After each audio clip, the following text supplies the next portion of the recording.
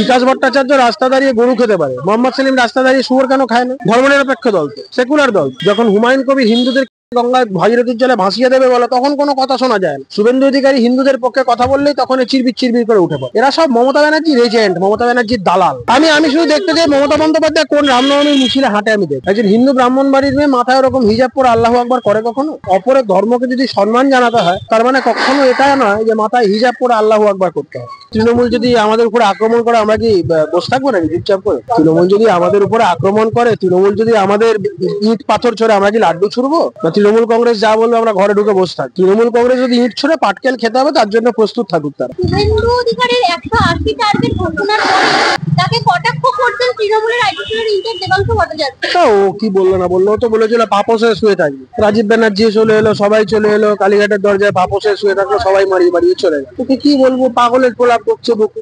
হিন্দু হিসাবে দেবাংশু ভট্টাচার্যও ভারতীয় জনতা পার্টিকে ভোট দিতে হয়। নিজেদের অস্তিত্ব রক্ষার্থে, হিন্দুদের আগামী দিন যাতে হিন্দুরা সুরক্ষিত থাকে, হিন্দুদের কথা ভেবে, সনাতনীদের কথা ভেবে আগামী দিনে দেবাংশু ভট্টাচার্যকেও ভারতীয় জনতা পার্টির পক্ষে ভোট দিতে হয়। দেবাংশু ভট্টাচার্য না দিলেও তার পরিবারের অন্যান্য লোকেরা ভোট দেবে। কারণ আমরা সবাই দেখতে পাচ্ছি পশ্চিমবঙ্গে এই মুহূর্তে মমতা বন্দ্যোপাধ্যায় জেহাদি শক্তিদের যেভাবে আস্কারা দিয়ে মাথায় তুলেছেন, তাতে করে তো হিন্দুরা বিপন্ন হয়ে পড়ছে। হিন্দুদের মন্দির ভাঙছে, দুর্গা মূর্তি ভাঙছে, কালী মূর্তি ভাঙছে, লক্ষ্মী মূর্তি ভাঙছে, সরস্বতী মূর্তি ভাঙছে। দেবাংশু একটা কোম্পানির চাকরি করছে, ওর কম্পালশন থাকতে পারে, কিন্তু আমি বিশ্বাস করি ওর বাড়ির যারা মহিলা সদস্যরা রয়েছেন, ওর মা, কাকিমা, জেঠিমা যারা রয়েছেন, বা বৃহত্তর পরিবারের যারা সদস্যরা রয়েছেন, কাকা জ্যাঠা বাবা সবাই যারা রয়েছেন, আমার দৃঢ় বিশ্বাস আগামী দিন সনাতনীদের কথা ভেবে, হিন্দু ধর্মের কথা ভেবে আগামী দিন সবাই বিজেপির পক্ষে ভোট। শুভেন্দু অধিকারী রাষ্ট্রপতির শাসন চাওয়াকে পাল্টা আক্রমণ কল্যাণ বন্দ্যোপাধ্যায়ের। বলছি শুভেন্দুর কোনো এমনিতেও কোনো দাম নেই। কল্যাণ বন্দ্যোপাধ্যায়ের কি অবস্থা সেটা হাইকোর্টে কদিন আগে কান পাতলে আপনি শুনতে পারতেন। তৃণমূলের লোকেরা বলতো, আমার খারাপ লাগতো, আমি কল্যাণ বাবুকে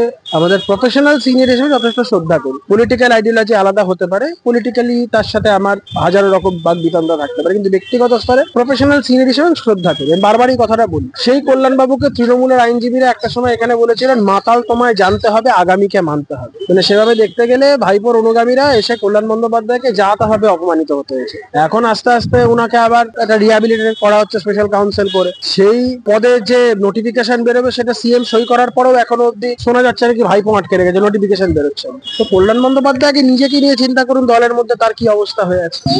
শুভেন্দু অধিকারীর রাষ্ট্রপতি শাসন চাওয়া এটাকেও কটাক্ষ করেছেন মোহাম্মদ সেলিম, বলেছেন যে ভবিষ্যৎ ঠিক করবে বাংলার মানুষেরা। ওদের কোনো এসব ফালতু লোক একদম।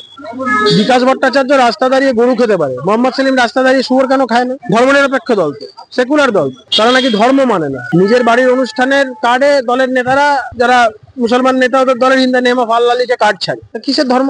সেই মোহাম্মদ সেলিমের কথা জবাব দিতে হবে। যখন হুমায়ুন কবির হিন্দুদের গঙ্গায় ভাগীরথীর জলে ভাসিয়ে দেবে বলে তখন কোনো কথা শোনা যায় না। শুভেন্দু অধিকারী হিন্দুদের পক্ষে কথা বললেই তখন চিরবির চিরবির করে উঠে পড়ে। এরা সব মমতা ব্যানার্জির এজেন্ট, মমতা ব্যানার্জির দালাল। এই সিপিএম এর বড় বড় নেতারা সবাই মমতা ব্যানার্জির এজেন্ট, মমতা ব্যানার্জির হয়ে কাজ করছে। ওই ফিশ ফ্রাই পলিটিক্স এদের সব। কটা সিপিএম এর লোক মার খেয়েছে 21-এর ভোটের পরে, 24-এর ভোটের পরে? কটা সিপিএম এর পার্টি অফিস ভেঙেছে? তৃণমূল বকলমে সিপিএম কে লজিস্টিক্যাল সাপোর্ট দিচ্ছে বলে সিপিএম বেঁচে আছে। বেঁচে আছে মানে এই শূন্য থেকে আর কি, যেটুকু মহাশূন্যে যাওয়ার পথে যেটুকু আর কি লপচা পানি করায়, লপচা পানি গুলো করছে। মমতা বন্দ্যোপাধ্যায় বলছেন যে আমি তো যখন ফুরফুরা শরীফে আছি তখন সমালোচনা হচ্ছে, কথা বলছে কিন্তু বিরোধী দল।